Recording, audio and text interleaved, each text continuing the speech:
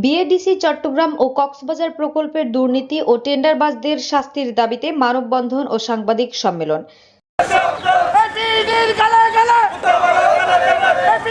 2 ফেব্রুয়ারি 2026 ইংরেজি রোজ সোমবার বাংলাদেশ কৃষি উন্নয়ন কর্পোরেশন বিএডিসি চট্টগ্রাম সেচ কমপ্লেক্সের সামনে মোহাম্মদ রাসেলের নেতৃত্বে বিএডিসি চট্টগ্রাম ও কক্সবাজার প্রকল্পের ভয়ঙ্কর দুর্নীতি ও টেন্ডারবাজ পিডি নুরুল ইসলামের দ্রুত অপসারণ এবং শাস্তির দাবিতে মানববন্ধন ও সাংবাদিক সম্মেলন অনুষ্ঠিত হয়।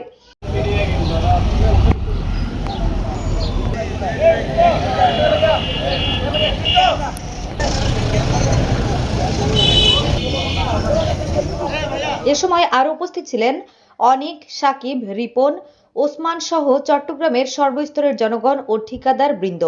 এ সময় তারা প্রধান উপদেষ্টা ও কৃষি উপদেষ্টার প্রতি দৃষ্টি আকর্ষণ করে বলেন, বাদদেরকে প্রতিহত করেছি, এখনো কিভাবে বহাল তবিয়তে আমাদের এই বাংলাদেশ কৃষি উন্নয়ন কর্পোরেশন চট্টগ্রাম বিভাগীয় পিডি কিভাবে বহাল তবিয়তে তার দুর্নীতি কর্মকাণ্ড করে থাকে, আমরা তার তীব্র নিন্দা জানানোর জন্য আজকে এই মানববন্ধন। আওয়ামী স্বৈরাচারের দোসর বর্তমানে চট্টগ্রাম ও কক্সবাজার প্রকল্প পরিচালক তত্ত্বাবধায়ক প্রকৌশলী দুর্নীতিবাজ নুরুল ইসলাম বিএডিসিতে 2013 সাল থেকে বিভিন্ন দপ্তরে কর্মকালীন সময়ে তদন্তে দুর্নীতির প্রমাণ হলেও তার বিরুদ্ধে বদলি ছাড়া আর কোনো আইনি ব্যবস্থা গ্রহণ করা হয়নি।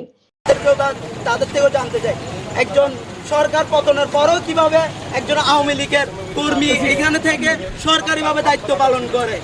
আমাদের সরকার তো এখন বর্তমানে আওয়ামী লীগ নাই, বর্তমানে শেখ হাসিনা নাই। শেখ হাসিনার আমলে উনি এমপি সাহেবের সাথে ছিল, তারপর ভালো ভালো মন্ত্রীদের সাথে ছিল।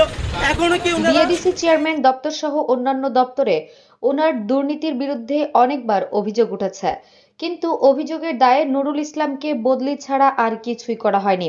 দুর্নীতিবাজ প্রকল্প পরিচালকের কারণে বাংলাদেশের কৃষি উন্নয়নে ব্যাপক ক্ষতি সাধিত হয়েছে এবং হচ্ছে। প্রতিবাদ করতে গেলে হুমকি দিয়ে কথা বলে, সকল অপকর্মের সাথে আপন ভাই মোহাম্মদ জামাল উদ্দিন উপপ্রধান পরিকল্পনা জড়িত, আর দুর্নীতিতে সহযোগিতা দিয়ে যাচ্ছেন নির্বাহী প্রকৌশলী ফাতেমা আক্তার জেনি সহ অন্যান্য সহযোগীরা।